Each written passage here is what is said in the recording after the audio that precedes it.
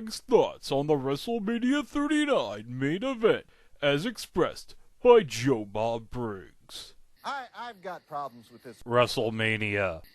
2 stars, and I'm being generous with the 2 stars. So check it out, and I'll see you at the first break. Gosh. Now, the people who make AEW. they've got integrity. They made the exact same Main event. 8 times. These WWE. jerkolas, they went Hollywood on us. They got stoked up on cocaine or something, forgot their roots. Excuse me while I take a moment to be appalled. Hey guys, it's time for the Easter episode. Hey, on this episode, are we going to talk about something like the mechanical rabbit that we did last year on Don't Scare the Hare? No. Okay, so we must be talking about some sort of Easter parade, right? Something really festive, right? No. So we must be talking about some sort of TV cartoon regarding the Easter Bunny, right? Let me check. No. Then what are we going to talk about today? People coming back from the dead.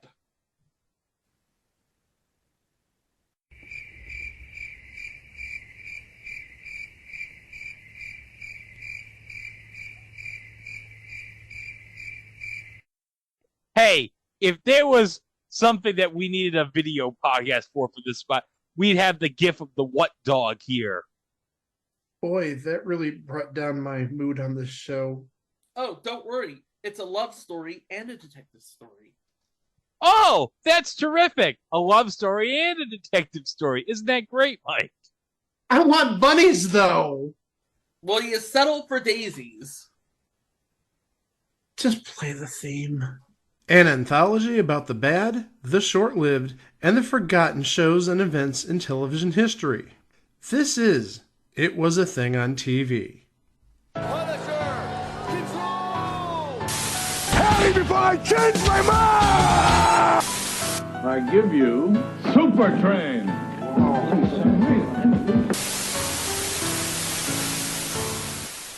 Episode 366, submission number 595, Pushing Daisies. Pushing Daisies aired on ABC from October 3rd, 2007 to June 13th, 2009 for 22 episodes over 2 seasons. That happens to be 6 more episodes than both the Hudson Brothers Razzle Dazzle Show and Uncle Croc's Block.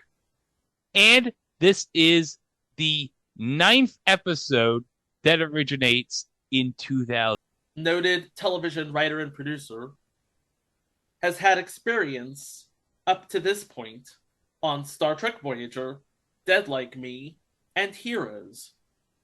So it would stand to reason that he knows how to tell a very whimsically incredible story that is somewhat twisted. And it doesn't get much twisted than a pie maker with an uncanny gift. You heard the narrator, Jim Dale, allude to it in the open, but there is more to it than that. Pushing Daisies is the story of Ned, a pie maker who's gifted with the ability to reanimate the dead by touching them. However, this gift comes with a catch. If something is revived for more than a minute, a similar life value in the vicinity drops dead as a form of karmic balance. And if he touches the revived person or thing a second time, as the narrator noted, first touch, life. Second touch, dead. Again. Forever.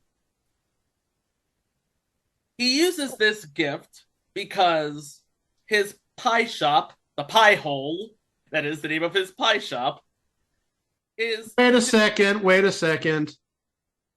Was this written by the same people who did Homeboys in Outer Space? No. No, They it was not. could not think of a better name for this shop than the Pie Hole. Than the Pie Hole. So they just went with it. But yeah, the Pie Hole is doing just well enough to get by, so as a side hustle, he teams up with a local private investigator named Emerson Codd. And they have a pretty good thing going on. Ned would touch the dead body, find out who killed them, and collect the reward, which was enough to keep Emerson Codd in business as a detective and Ned in business as a pie maker. And for a while, it worked until he runs into his long-lost love, Charlotte Chuck Charles. Before we continue, it should be noted that as a framing device, we have flashbacks to Ned and Chuck as kids. Ned first discovered this gift of his when he brought his dog Digby back to life. He also ends up bringing his mother back to life, and as a form of balance, Chuck's father dies, and as a result, Chuck's agoraphobic aunts Vivian and Lily move in to care for her, and Ned is sent by his father to a boarding school when Ned's mother kisses him goodnight. Having been given the touch of life already once, you can understand what happens next. Dead. Again. Forever. And in a bit of tragedy, Ned and Chuck would be forever separated until one fateful day when they find a case involving Chuck's murder. Ned revives her, but he can't bring himself to let her die permanently. So, Ned and Chuck fall in love again and try their best to figure out how to live their lives without touching each other. And although they can never touch each other, she moves in to his home. Chuck joins Ned and Emerson investigating deaths for the reward money, beginning with her own murder. And from there on out, it becomes a bit of a whimsical fairy tale version of CSI, which would have been very popular at the time. Both whimsical fairy tales and CSI. And for a while, this show was doing incredibly well for itself. We'll get into that momentarily. But we have a couple of side stories while we're at it. Over the course of the series, Emerson searches for his missing daughter who is taken away by her mother, a con woman. After meeting a publisher of pop-up books, he's inspired to create and publish his own pop-up book, hoping his daughter will read the book and find her way back to him. And Chuck, meanwhile, struggles to keep the secret of her revival from Vivian and Lily, who slowly accept the death of their niece and become even more drawn in, except for portions when they bring themselves to step out of their own house and as far as their front lawn before running back into the house and hyperventilating. And rounding out the motley crew is a waitress at the pie hole, Olive Snook, who is rather taken in with Ned, the pie maker, and sees Chuck as a bit of competition. So a lot of things going on in this, and for a while, it seemed to do rather well for itself. I can tell you right now, it got 12 Emmy nominations for its first season, 4 wins for its second, but before it got a chance to go to a third, it was canceled. We'll get into that momentarily, but right now let's talk cast. Playing the role of Ned, the Pie Man, Lee Pace, who nowadays would be known as Ronan in 2014's Guardians of the Galaxy, and Brother Day in 9 episodes of Foundation, whatever that is. Hey, who could ever forget in Guardians of the Galaxy when Chris Pratt did that dance and he confused the hell out of him? He was also in all 40 episodes of *Halt and Catch Fire* on AMC. Playing Charlotte Chuck Charles, Anna Friel, a Briton by birth, so she had to affect a Midwestern accent for this show. But you remember seeing her as Holly Cantrell in the feel-good film of 2009, Land of the Lost. Oh, God, I forgot about the 2009 Land of the Lost. Wait, I think I might have mentioned that in one episode, because it has the immortal line from Will Ferrell that I think has aged very well over the years. That Lauer can suck it! But ever since this episode, she went on to do more series work as Nicolette Roman in Monarch, Marcella Backlund in Marcella, and Erica Miles in The Girlfriend Experience. The movie or the show? The show. Playing Emerson Codd, Chi McBride. And what can we say about Chi McBride? Oh, absolute legend. Absolute legend. Oh, I know where I could start. I can't believe I'm saying this. I'm going to hell for this, guys. He played the title character in eventual cover. Maybe we won't cover it because, God, we have to have some sense of taste and decorum. The Secret Diary of Desmond Pfeiffer. Oh, no. I'm not touching that. But as we all know, in the Clerks the Animated Series universe, it's a big hit to the point where it gets its own fast food restaurant. He's not wrong.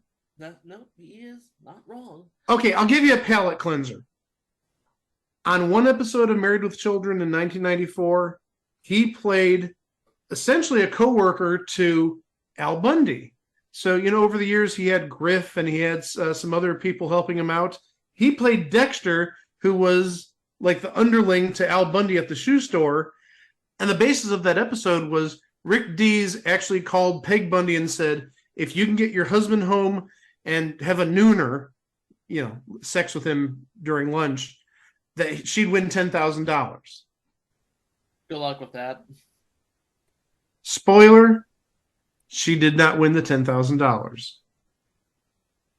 Darn it. Shocker, I know. You want another palate cleanser?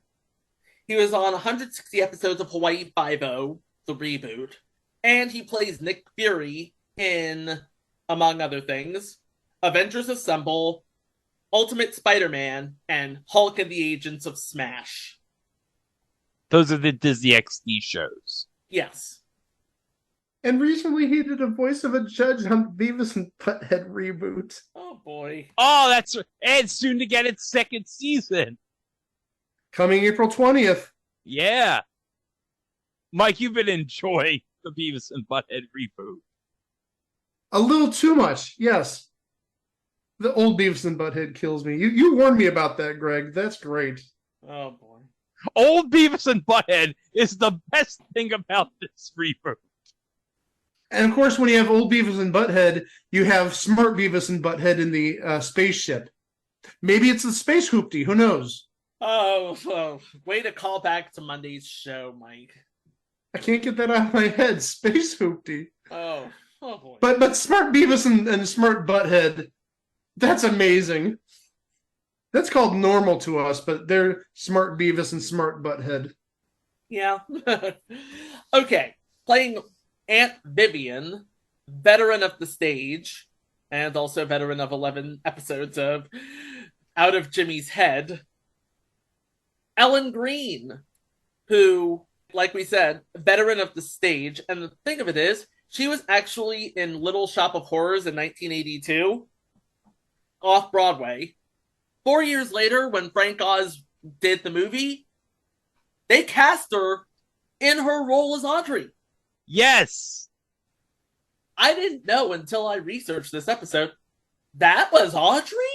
But they look so different. Yeah. But hey, whenever I think of Somewhere That Screen, I think of that rendition she did in the movie. But also, guys, get ready.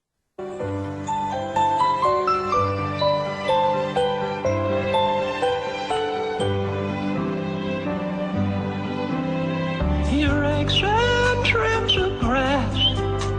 He loves to mow and weed. I cook like Betty Crocker, and I look like Donna Reed. This plastic keep it neat and clean in the fine so scented air somewhere that's green. Okay. Do you want to know what the most disturbing version of that was from Family Guy? I'm looking at it. They had kids.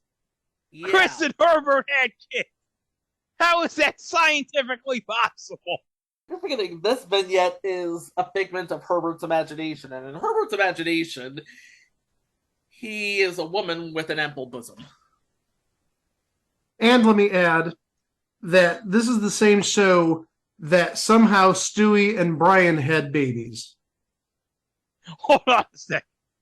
Not only that, but Stewie named 2 of his puppies. Rose and Jack. Oh boy. Moving on. Playing Lily Charles, Vivian's sister, Swoozie Kurtz, fresh off of doing Sisters.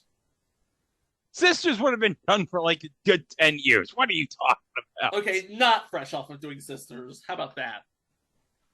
Playing the role of young Ned is Field Kate.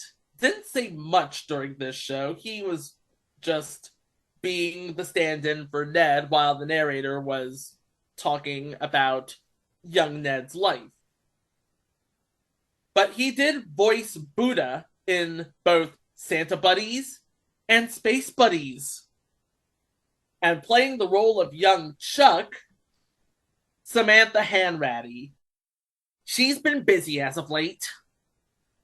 She is in the hit TV series Yellow Jackets. Oh, yes. That's a big hit I hear on Showtime. Yep. With Christina Ricci. Yes. And rounding out the cast is Olive Snook, legendary actress / singer of stage and screen, Kristen Chenoweth, the pride of Oklahoma. Did I ever tell you guys the time I heard Christian Chenoweth sing the national anthem live at Citi Field at the 2015 NLCS? No, you didn't. Well, I heard her sing the national anthem. And let me tell you, in person, she is a tiny woman. Oh, she's very small. Yes. Quite tiny. She's a little person, but she's got a big voice on her. Oh, damn, she does. Before we talk about what went wrong with this show, because it seems like this show could do absolutely no wrong with Brian Fuller as the writer and Barry Sonnenfeld as the director. You know, Barry Sonnenfeld from Men in Black and whatnot. Yes. Let's talk about the episodes. Episode 1. Pilot. Oh, yeah. I lit. Yeah. P-I-E-L-O-T. Yeah. Ned uses his unique powers to bring his childhood crush, Chuck, back to life and solve her murder. But he's also forced to keep his distance from her because if he touches her, she will be dead. Again. Forever. We forgot to talk about the narrator. The show was narrated by Jim Dale, a comedian, a veteran of the Carry On films, and he played Dr. Terminus in 1977's Pete's Dragon. Episode 2, Dummy. You big dummy. The team investigates an unusual car manufacturer after a murder victim claims he was killed by a crash test dummy. Who knew those crash test dummies and those PSAs back in the 90s were actually real people that could kill? Who knew? And this was the first appearance of the coroner, first of many, I should say, played by Cy Richardson, who isn't that guy from that thing. But we do have somebody, couple of somebodies in this four somebodies in this episode. For somebody's. Four somebodies. Making his case for the Hall of Fame, playing Mark Chase, the head of the car company, Patrick Fabian, the smarmy head of the car company, I should say. Playing Jeannie, Ricky Lindholm, who is in Knives Out, the Lego Batman movie as Poison Ivy, and The Last House on the Left, but is known as Kimberly Harris on Duncanville.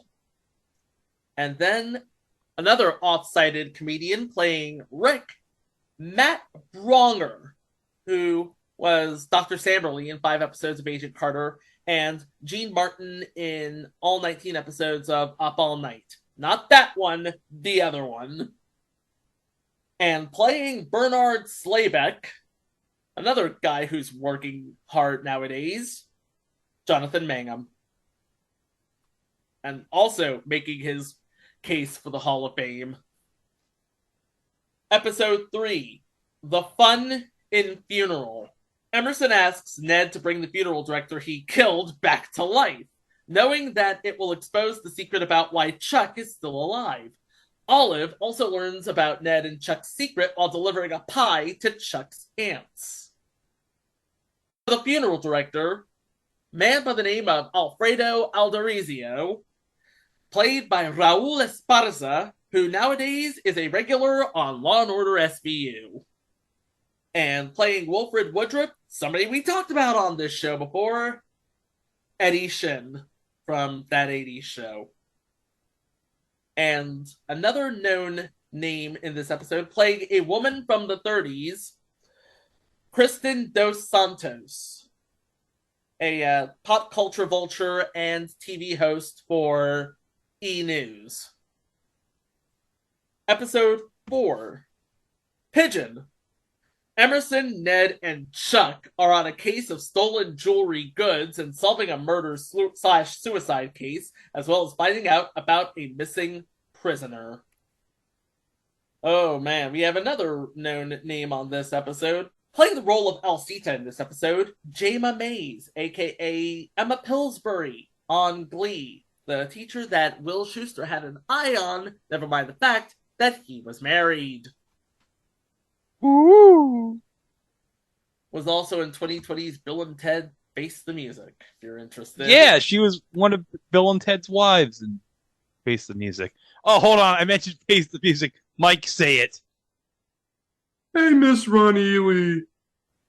A couple of Saved by the Bell veterans on this episode as well. Playing a curator is Pamela Kosh, aka Mrs. Simpson, the hard of hearing teacher. And playing an old dead guy, Raph Morrow, who you remember as Mr. Dickerson, the teacher who had just about enough of everybody's nonsense, it would seem like. Episode 5, Girth. In this Halloween episode, Emerson and Olive track down a ghost who's been killing the jockeys at the old race arena where Olive used to race as a former jockey herself. With help from Ned and Chuck, they try to solve the big mystery. Several big names, and by several I mean 3, playing Gordon McSmalls, who is a jockey in and of himself, Carlos Alazraqui, Rocco from Rocco's Modern Life. Yes.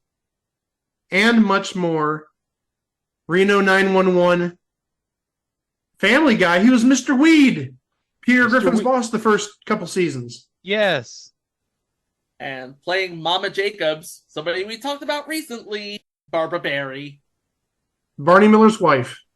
And Catherine Hicks' mom on Tucker's Witch. But we really know her best as Mrs. Barney Miller. Oh, of course. Of course. And playing John Joseph Jacobs, Hamish Linklater, a.k.a. Matthew Kimball from The New Adventures of Old Christine, or Andrew Keneally in future entry The Crazy Ones, and, oh boy, Leonard in the 2005 Fantastic Four movie. So the story is basically Olive tells Chuck she knows, or she thinks she knows, that Chuck faked her own death. When she hears a man named Lucas Shoemaker is dead, Olive hires Emerson because she thinks Shoemaker was murdered. So when Ned touches Shoemaker, he tells Ned he was killed by John Joseph Jacobs and that Jacobs will kill again. He also says Jacobs died 7 years ago. What? It turns out that Shoemaker was a former jockey, just like Olive, and that they, along with 2 other jockeys, raced against Jacobs in the very prestigious Jock Off 2000, in which Jacobs fell and died. So it seems that the ghost is now out to kill all 4 of them. And, by the way, Lucas Shoemaker is played by Christopher Neiman, who is about as tall as a jockey himself. He played Salty in 10 episodes of American Horror Story. Episode 6, Bitches. When a dog breeder is poisoned to death, suspicion falls upon his 4 wives, as well as a businessman who is planning to market his new breed of dog. Oh, I get it. This episode's about dogs. Forget I had 3 wives. This guy's got 4 wives. 4 wives. 4 wives. In case you are wondering, they are played by Christine Adams, Lydia Look, Jessica Lundy, and Jenny Wade. I believe we talked about Jessica Lundy before.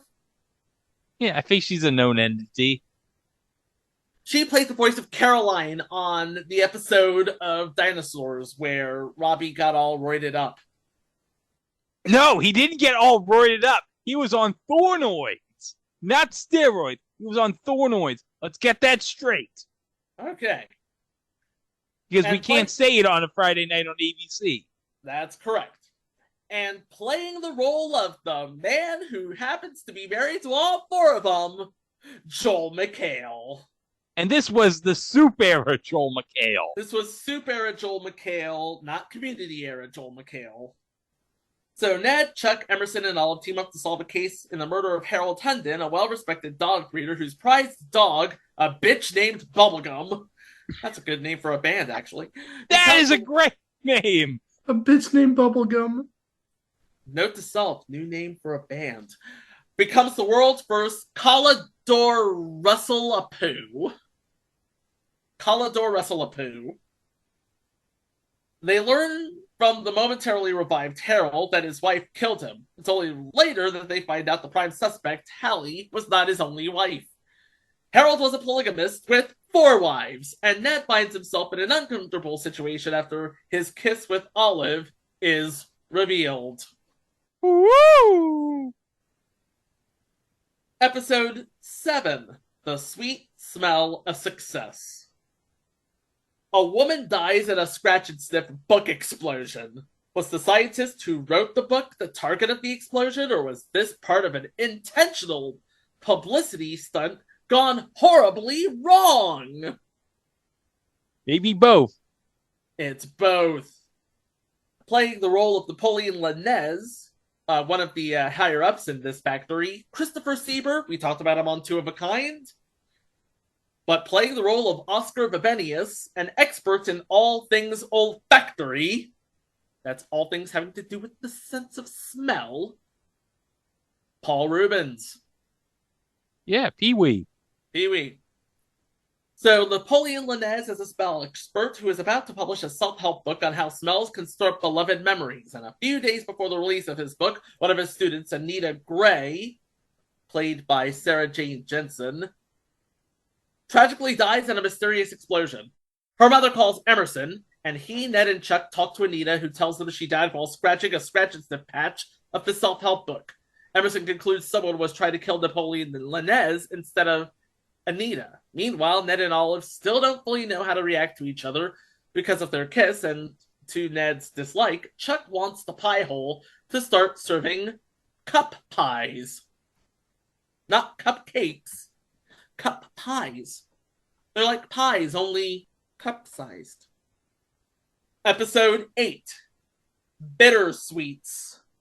The owners of a new candy store hope to put the pie hole out of business, and when one of the store's owners turns up dead, Ned is wrongfully charged with murder. Tony DiNapoli is murdered, and his girlfriend Tina Arangino is the suspect. She hires Emerson to prove her innocence. Emerson, Ned, and Chuck, looking just like Janis Joplin in this scene, talk to Tony, and he tells him they were murdered by burly Bruce Carter, who killed them with the hands of his girlfriend, a real doll. Meanwhile, the Pie Hole gets competition from Bittersweets, a candy store that is opened across the street, and whose owners make it very clear they'll do anything to put the Pie Hole out of business. To make matters even worse, Ned finds the dead body of one of the owners at the candy store at the exact moment the police enter the building. Uh-oh. Uh-oh. Playing the role of Dilly Balsam in this episode, Molly Shannon from SNL. And she's going to be hosting SNL very soon. That's right, that's right. Because she plays Florence Pugh's mother in that new movie, A Good Person. And playing Billy Balsam, who's some relation to Dilly Balsam, Mike White, writer of The White Lotus, and also a veteran of Survivor. Yeah, and I think, did he write School of Rock? He did write School of Rock. Yeah. That was Miranda Cosgrove's big pre-iCarly role. And we have a return engagement with Raul Esparza as Alfredo Alderizio, but playing Andrew Brown in this episode, Steve Hittner. This was before he became known as that voice from that thing, because he was in Solar Opposites, Speechless, The Mayor, iZombie, Modern Family. He did play Floyd Gerber in 5 episodes of Hung. Oh, yeah. That was the show with Thomas Jane, right? Yes. Get it. Yeah. Charles Robinson, do you know what that's a reference to? That's a penis. And it all comes to a head in the season finale. Hey, easy how you say that after talking about Hung, and that's a penis, saying it all comes to a head. Oh! Episode 9, the season finale, or the unintended season finale, but the season finale nonetheless. That was the last episode to be completed before it went down in 2007. We will get to that, by the way. And it's called Corpsicle. Ned tries to make amends with Chuck after his confession, and Emerson finds a corpse in ice. After Ned told Chuck he's responsible for her father's death, she took off. Now Ned is looking for her in the wintry streets, unable to find her. Oscar Vivinius, however, is able to find Chuck and tells her he knows that she, along with Digby, has a secret that has something to do with death. With Chuck not being able to go to the pie hole, Olive makes the pie for Chuck's aunts. What she doesn't know is that Chuck's special ingredient is a drug. She thinks it's vanilla, and because she considers it rather weak, she puts in a lot more than Chuck usually does. So, the ants are knocked out but good. In the meantime, there's a case involving corpses of life insurance agents ending up in snowmen that needs to be solved. Grant Shode from Murphy Brown is in this episode as Steve Kaiser. Paul Rubens returns as Oscar Vibrinius. And playing Madeline McLean, Audrey Wasilewski, a.k.a. Anita Olsen-Respola in 7 episodes of Mad Men, and Pam Martin in 21 episodes of Big Love. And that pretty much does it for season 1.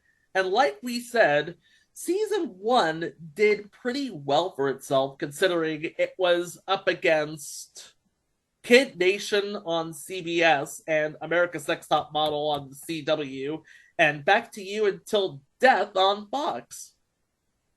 And let's not forget, previous entry, Kid Nation. So this was before somebody got the idea to move Survivor from Thursdays to Wednesdays, so Pushing Daisies pretty much had the rule of the roost. But there was a show that it ran head-to-head against. Deal or No Deal. Oh. Yeah. And they basically locked horns for the 8 o'clock hour. I mean, there was no way one was coming out on top of the other. And let us not forget, Deal or No Deal made Meghan Markle's career. But that was only for like half of the season, because the other half, it was up against Phenomenon that did not scare up the ratings that Deal or No Deal did. And you would think that that would be, not a problem. except where it went up against Game 1 of the World Series. But it was just that 1 week. So 2007, that would be Colorado and Boston, I believe. Yeah, Colorado and Boston. And Boston pretty much made really short work of Colorado. Well, they swept them, yeah. Yeah. But the lasting legacy is I still have somewhere in my basement from my relatives in Colorado a Colorado Rockies World Series Rocktober sweater. But yeah, Pushing Daisies did very well for itself. Unfortunately, it all came to a halt on December 12th, 2007, with the supposed season finale. So the question now becomes, what happened? Where do they go from this? And ultimately, why was Pushing Daisies Pushing Daisies? We'll talk about that after we talk about Season 2, right on the other side of these era-appropriate commercials. After these messages, we'll be right back. I have amnesia. Christina Applegate comes to ABC as the good girl Oh my God. I have a daughter? with a bad past. Oh. Samantha Who premieres Monday, October 15th on ABC. Start here. Wednesday, the creator of Grey's Anatomy delivers again. I saved her life. The most watched new show of the season I'm a world-class surgeon. is Private Practice. And I'm here to stay. A group of dedicated doctors How do you tell someone that their baby was switched? practicing more than just medicine. I am not jealous. Yes, you are. They're changing their lives. Take care of your poor little stripper girl and her tingling. An all-new Private Practice, Wednesday, 9/8 Central, followed by an all-new Dirty Sexy Money on ABC. Menards is where you'll always save big money. All Crestline and Peachtree windows and patio doors are 15% off. We have over 1 million size and style options, from vinyl to aluminum clad with hardwood interiors. Owens Corning 25-year architectural appearance Skyview shingles are $12.99 a bundle. Laminated 30-year duration shingles feature SureNail technology and a 110-mile-an-hour wind rating. With 12 colors to choose from, they're just $16.96 a bundle. Save big money at Menards. From Walt Disney Pictures, spend the holidays with a family that put treasure on the map. I need your help. Does it involve treasure? On December 21st. Another Gates family quest. Mom, Walt Disney Pictures invites you and your family The little golden man. on the greatest adventure This is so cool! in history. Ben, wait, that could be a horrible trap. Sorry, I couldn't resist. National Treasure, Book of Secrets, rated PG, December 21st. Have you played a game today? Every new game your family plays is a new memory in the making. Get together, have some fun. Share some laughs. And this holiday, 'tis the season for games. When you buy Hasbro games, you can get up to $71 back on Hasbro Visa prepaid cards for more games and more fun. Offer ends December 24th. When you play games, everyone wins.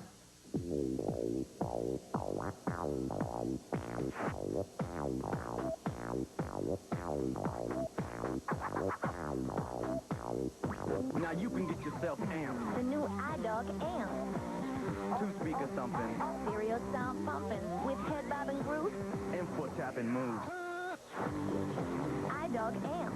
Little dog, Bigger bark. Each sold separately. MP3 player not included.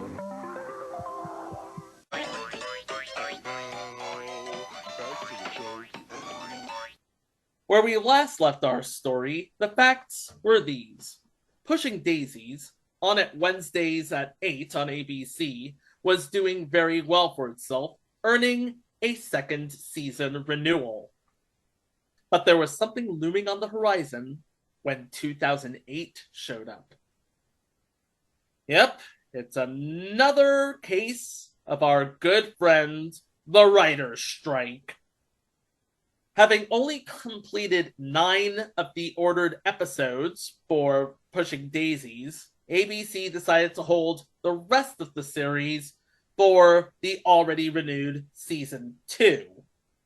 So, no harm, no foul, except we were going to have to wait an entire 9 months. In the meantime, we get Duel and Life Swap and a bunch of stuff that didn't require WGA talent. So here we are, waiting, and then on the night of October 1st, 2008, Pushing Daisies finally returned. But would anyone else remember it? Buzz is episode 1. The episode 1 is Buzz. Boo. Buzz. The gang tries to solve a murder of a woman who works for a company that makes beauty products from honey. And playing the owner of that company, Woolsey Nichols, French Stewart from Third Rock. Another big name on this episode, playing the role of Betty B, is Missy Pyle. Ned applies to Happy Time Temp Agency, which is the same temp agency where George worked on Dead Like Me, to become a desk assistant at Betty's Bees. So a little bit of in-universe playing there. I'm adding one more name. Okay. And there's only one reason I'm adding this name. And you'll know why when I mention the reference. In this episode, playing Kentucky Fitz. Don't ask. I don't know the name. I don't care about the name. But the person playing Kentucky Fitz is Autumn Reeser. She was on the OC, but that's not the reason I bring her up. Greg, the reason I bring her up, she had a card in Americana Series 1. Oh, that's great. And make it even better. Within the last couple of days, I was doing a little bit of inventorying downstairs, see what cards I wanted to keep, what cards I wanted to get rid of. One of the cards that I have is an Autumn Reeser signed card. But there you go. There's tonight's edition of Were They in Americana? Yes, Autumn Reeser was. You're welcome, America. Episode 2, Circus. The pie maker and his friends solve a mystery in the most unlikeliest of places, the circus. And the name on this episode, George Ann Heaps, played by Rachel Harris. What hasn't she been in? Well, The Daily Show, The Hangover. Per the title, the Circus is a pair of MGM Mirage hotels at Las Vegas and Reno that offers a free circus and acts for the public. I was actually at the Las Vegas Circus, the Adventure Dome at Circus to be exact. They have really good rides there. Episode 3, Bad Habits. Ned, Chuck, and Emerson go to Olive's nunnery to solve a murder. However, Olive is nervous that she will reveal to Chuck the secret identity of her real mother. Couple known entities in this episode. Playing Sister LaRue, Mo Collins from Mad TV. Playing Hansel von Getz, Graham McTavish. He's been in everything. He was in House of the Dragon. He played Sir Harold Westerling on House of the Dragon. He was in 31 episodes of Outlander, 3 episodes of The Witcher, and 42 episodes of Preacher. Yeah, he's been busy. And we have another young character. Playing young Olive is Samantha Bailey. She was Summer Newman on 83 episodes of The Young and the Restless from 2009 to 2012. That's really the height of her career, though. Episode 4, Frescorts. Emerson's mom comes to town just in time to help the team investigate the murder of an employee at a professional friendship service business. Chuck and Olive move in together after Olive comes back, but how long will it last? Remember, Olive can touch Chuck, and often does. Playing the role of Callista Codd, Emerson Codd's mother, Deborah Mooney, who looks absolutely nothing like Chi McBride. Just pointing that out. But you'd probably remember her as Mrs. Anderson in 1989's Dead Poets Society, or Evelyn Hunt on 12 episodes of Grey's Anatomy. One more name. Playing Randy Mann in this episode, David Arquette. And you know what that means? Yeah. His dad played Superfly Jimmy Snuka in Hulk Hogan's Rocket Wrestling. And also, let's not forget, David Arquette won the WCW title in 2000. That's what I was looking for. I got one more name here. Playing Ares Costopoulos, Colton Haynes, who you remember on MTV's Teen Wolf. He would play Jackson Whitmore. He's going to be in the Teen Wolf movie based on the series. Episode 5. Dim Sum, Lose Some. You dim some, you lose some. While the gang investigates a murder at the Dim Sum restaurant below Emerson's office, a woman from Emerson's past re-enters his life. Meanwhile, Olive and Chuck discovers that Ned has twin half-brothers. What? A couple of known names in this episode. Playing Dwight Dixon is Stephen Root from News Radio and King of the Hill. Oh, hold on. And Barry. And Barry. That's right. He was in Barry. And Office Space. Office Space. He was Milton. Don't touch his red stapler. I believe you have my stapler. And Dodgeball. Let's not forget Dodgeball. And playing a role called Hua Jiang, Chow Li Chi, who played a Man Friday on a couple of seasons of Falcon Crest back in the day. But Christine Adams, one of the 4 wives of that one guy in that one episode in season 1, she returns playing the same character, Simone Hundon. Oh, cool. You're talking about Joel McHale. Yes. Oh, she's actually been busy. She plays Lynn Pierce, or Lynn Stewart, or Dr. Lynn Stewart, in Black Lightning. Episode 6. Oh, oh, oh, it's magic. The team investigates the disappearance of the magician who took Ned's 2 half-brothers under his wing. Dwight Dixon comes to Lily and Vivian searching for a pocket watch, and Chuck tries to get Lily to confess that she's her mother. Playing the great Herman, the magician who disappeared, Fred Willard, who we talked about numerous times. And Stephen Root returns as Dwight Dixon, and playing Gunther Pinker, Paul F. Tompkins. He spent 1 season as host of Best Week Ever and killed the franchise. No, he did not kill the show. It was not him that killed the show. It was a format change.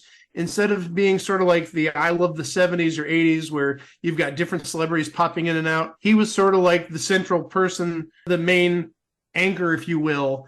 That was the reason it died. It was not his fault. And I'm going to go to my grave saying that. He did not kill the original run of Best Week Ever. Just saying. But also, and I'm pretty sure this is on the list, and dang it, if this isn't, it better be on the list real soon. Because I remember Paul F. Tompkins. I can't say this with a straight face. This is such a horrible take. Where I remember Paul F. Tompkins, he hosted the Fusion series, No, You Shut Up. Don't tell me you guys have never heard of No, You Shut Up. Oh, good, It was supposed to be a takeoff on cable panel shows. With Muppets, yes. With Muppets. I thought it was a brilliant show. It lasted a number of seasons. 3-4 seasons. Apparently, I was one of the few who enjoyed it.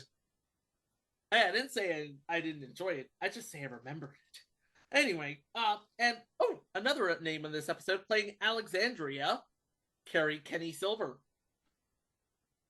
Another person from Reno 911. And the state. Episode 7, Robbing Hood. The detectives connect the death of a millionaire to a modern-day Robin Hood while also trying to figure out what Dwight is really up to. Gustav Hopper is the name of your millionaire. And playing Gustav Hopper, I believe we met this guy, Mike. We did. Shelley Berman. Legend. Not with us any longer, but legend. And playing his daughter, or his granddaughter, or some relation to him, Elise Hopper, Jennifer Elise Cox, aka Jan Brady from the Brady Bunch movie. This is like the fourth character we've talked about from the Brady Bunch movie in like the last 2-3 weeks. Because we mentioned like at least 2, if not 3 characters when we did Two of a Kind. And now we're talking about Jan. Collect all 6. Hold on. I mentioned Dodgeball with Stephen Root. Did we not forget that Christine Taylor was in Dodgeball? She played Marcia in the Brady Bunch movie. I just remember Gary Cole was also in Dodgeball, and he played Mr. Brady in the Brady Bunch movie. One more thing I want to mention about Jennifer Elise Cox, because I know Greg will really appreciate this, probably Chico too. She was on an episode of It's Always Sunny in Philadelphia. Only the best episode ever. The Gang Beats Boggs. Oh, yes! Where they try to break Wade Boggs' 64 beer streak on a plane. Not the women's reboot, the original, yes. Oh, yeah. But let's not forget, in the women's reboot, Frank was feminist AF. Feminist AF, baby. We have another name. Playing Daniel Hill, Ethan Phillips. From both Benson and Star Trek Voyager. Second consecutive show we've mentioned Ethan Phillips. Correct. Because remember, he was on an episode of Homeboys in Outer Space. But let's not also forget, we mentioned him back in episode 150 and Not Another High School Show. Yes. The one and only show that will ever mention Jennifer. No, wait a minute. Hold on a second. Oh, no. We're going to talk about Jennifer Lawrence in future entry. The episode of Monk where Jennifer Lawrence played a mascot. Because any excuse I can have to talk about Tony Shalhoub on this podcast, I'm going to take, damn it. Because as we all know, guys, Wings made Tony Shalhoub's career. Can you believe now it has been 66 episodes since the first time I mentioned I Love Wings? I can't not believe it. Episode 8, Comfort Food. Chuck doesn't tell Ned that she kept her father alive after Ned brought him back, and Dwight Dixon dies because of it. Meanwhile, Ned and Olive are left to solve the murder of one of the contestants at a bake-off.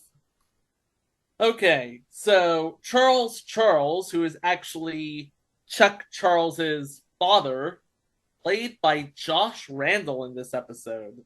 You know him from Ed. But hey, 2 more names. A biggie. Playing Leo Burns in this episode, Eric Stonestreet. Yes, this would have been pre-Modern Family. Yeah, this would have been like a year and a half before Modern Family.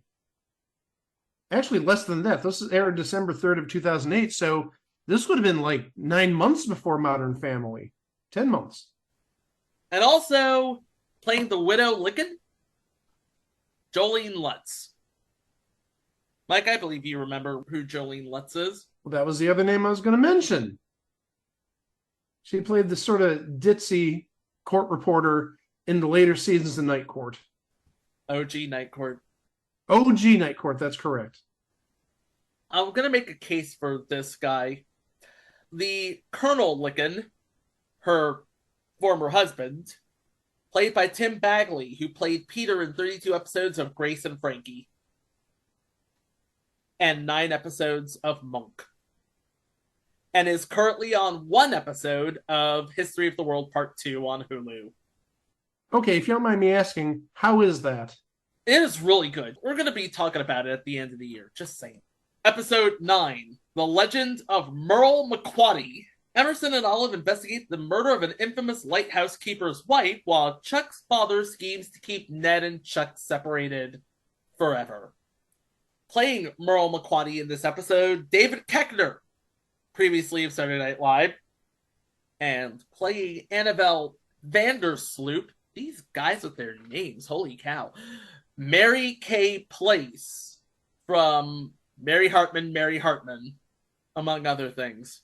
but mostly Mary Hartman. Person of interest on this episode, Elliot McQuatty, played by Alexander Gould, who has been on Ally McBeal, Malcolm in the Middle, Law & Order SVU, and Supernatural before landing a role as Shane Botwin on Weeds. But mostly, this is the role that made his career. He was the role of Nemo in Finding Nemo. Episode 10, The Norwegians. While Ned and Chuck try to locate the whereabouts of Chuck's father, Vivian hires a crack team of Norwegian investigators to help find Dwight Dixon. By the way, should be known, Dwight Dixon is still dead. Or at least that's what everybody thinks. Hold on. Do you know what he has in common with General Franco? Still dead. They're both still dead. Oh, Greg. Oh my. Alright, so there are 3 Norwegians. Nils Nielsen is played by Michael Weaver, who is known as Local Officer Smee in Super Troopers, and the Warden in 2 episodes of The Walking Dead. Ivana Milicevic is Hedda Lillehammer, who was the voice of Striga in 20 episodes of Castlevania. But the most known of the Norwegians, Magnus Olsdatter, played by Orlando Jones. The man who made 7-Up yours. Oh boy. Not just that. Oh, Mad TV. Yeah. And the replacements, yeah. And in an uncredited cameo as Ned's father, George Hamilton. And you know what that means, guys. He was Colonel Sanders in that one KFC commercial. Wasn't that great when he played Colonel Sanders in that one KFC commercial? Oh my. I'm really surprised you didn't try tying that in with a recipe for seduction. The 15-minute telenovela kind of sorta with Mario Lopez that was actually just a giant ad for KFC. Hold on. Have you ever heard of the game I Love You, Colonel Sanders? No. It is a game on Steam. It is like a... You know those game love novels? Those visual novels? Yeah, those visual novels. You were a character who is in love with Colonel Sanders. I'm sorry, I thought you were going to go Colonel Sanders. What are you, Colonel Sanders? Chicken? Moving on. Episode 11. Window Dressed to Kill. Ned refuses to help Chuck and Emerson solve the murder of a department store window display artist and is forced to pose as Olive's fiancé when Olive's childhood kidnappers arrive after they escape from prison. Okay, we have a whole lot of names, so try and keep up here. Playing Jerry Holmes, the artist in question, Richard Benjamin, from future entry Quark, and he was the main hero in the Westworld movie. The original one. The original one, yes. Playing Roy Buster Bustamante, George Siegel. Legendary. Oh, yeah. Of course, you kids today would know him from the Goldbergs. But he would be coming off like a few short years from Just Shoot Me. Playing Dick Dicker, Willie Garson of Sex and the City. Or IP. And playing Coco Juniper, Constance Zimmer. Zimmer? Oh, God, really? You did it, not me. Well, yeah, we all know her from BoJack Horseman, Agents of S.H.I.E.L.D., and Unreal. And 18 episodes of Good Trouble. And interestingly enough, this is the first of the final 3 episodes that were never broadcast in the US during the initial run of the series. In fact, the episode never saw the light of day until Pushing Daisies was broadcast on German TV. Thank you, Germany. Episode 12, Water and Power. The death of the man who runs the local dam puts Emerson on a trail that leads back to his ex, and perhaps his long-lost daughter, Simone Hunden, aka Christine Adams, returns in this episode. And playing Detective Puget, Robert Picardo. Oh, the Doctor from Star Trek Voyager. Correct. And many things. And many things, yes. And, hold on, he's in an episode of the new Quantum Leap, Robert Picardo. Indeed. A very good episode. It's the Groundhog Day episode. And playing the role of the ex, Leela Robinson, Gina Torres. She's been in a number of things. She was in The Matrix Revolutions as Cass. She was in The Matrix Reloaded as Cass. She is still in 911 Lone Star as Tommy Vega, and she is the voice of Keeper Yenin in The Legend of Vox Machina. Oh yeah, and she did something called Firefly, which led into something called Serenity. You may have heard of it. Yes. And we got one more name. In this episode, playing Roland Raleigh Stingwell is Fred Williamson. We've talked about it in the past because he was on Half Nelson with Joe Pesci. That's right. And he was a guest star on Super Train. Yeah, and also he's one of those football players who successfully made the transition from pro sports, from football, to acting. Oh my gosh. I'm looking at the person who plays his wife. Amelia Stingwell, played by Francesca P. Roberts.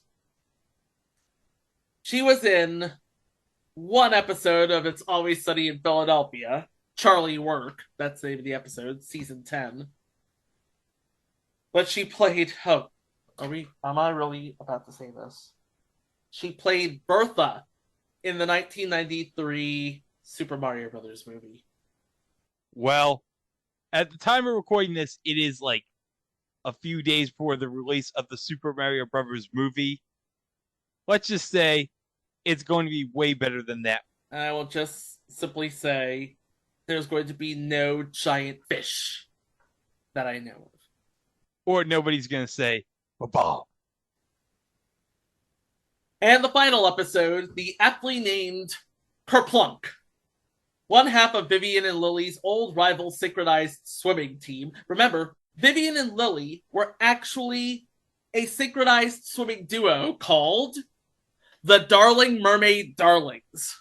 Yeah, that makes sense. Yeah, that totally makes sense. Especially in a town called Cur to Cur. Anyway, one half of Vivian and Lily's old rival synchronized swimming team is eaten by a shark during a show. Uh-oh. Which provides Vivian and Lily with an opportunity to revive their career. Question. Yes? Have you ever seen a synchronized swimming exhibition in anything but a pool? No.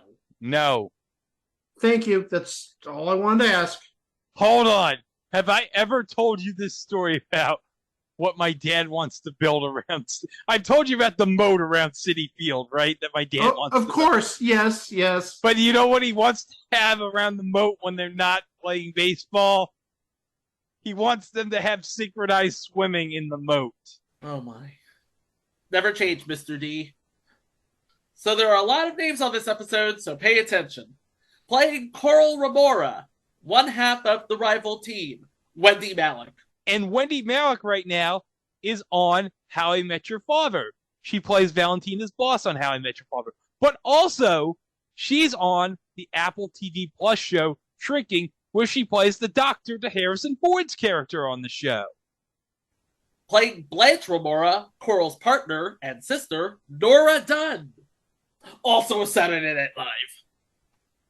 Playing Sid Tanko, Wilson Cruz from Star Trek Discovery.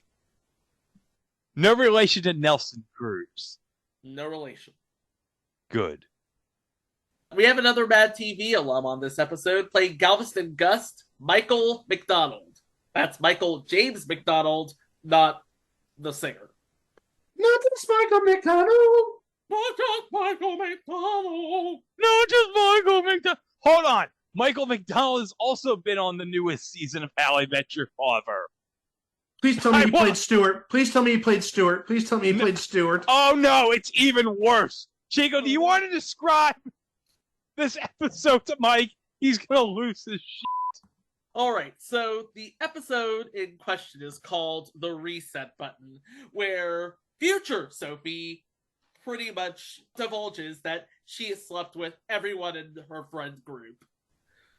But here's the thing. After selling her portrait, Sophie recruits Jesse to help her impress the buyers. One of the buyers is Warren, who is just the absolute worst. He is a male rights activist. Like I said, he's the absolute worst. But tell what the plan was for Jesse. Tell the plan. He wanted Jesse to appear in one of his online videos, I think.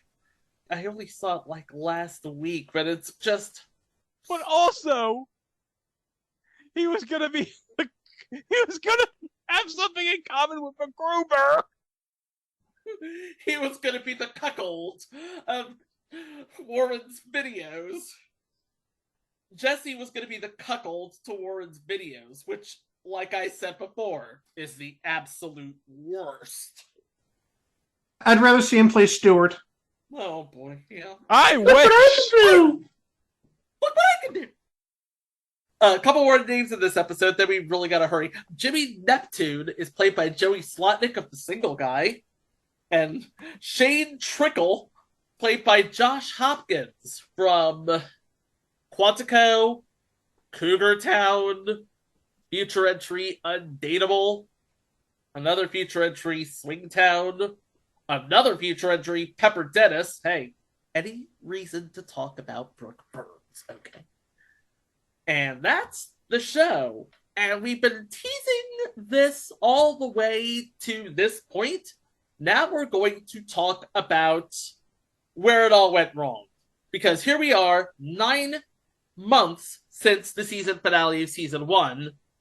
And now Pushing Daisies is back on Wednesday nights at 8. It is not the same schedule that Pushing Daisies was blessed with earlier. On CBS, The New Adventures of Old Christine. On the CW, America's Next Top Model. And on Fox, Bones and American Idol. Oh.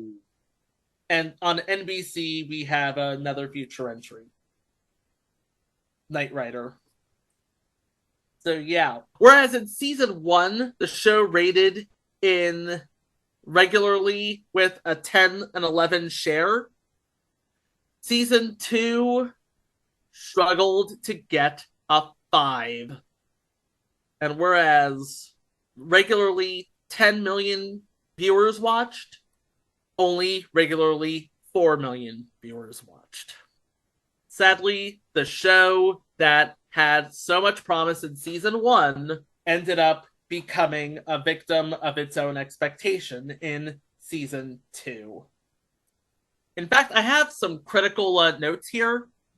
Season 1 scored an 85 out of 100 on Metacritic, saying that it was universally acclaimed. Season 2 garnered an 83 out of 100, also universally acclaimed. And Michael Ausiello of TV Guide said that ABC has found its next Lost. The series was touted as the fall's show with the most spring buzz.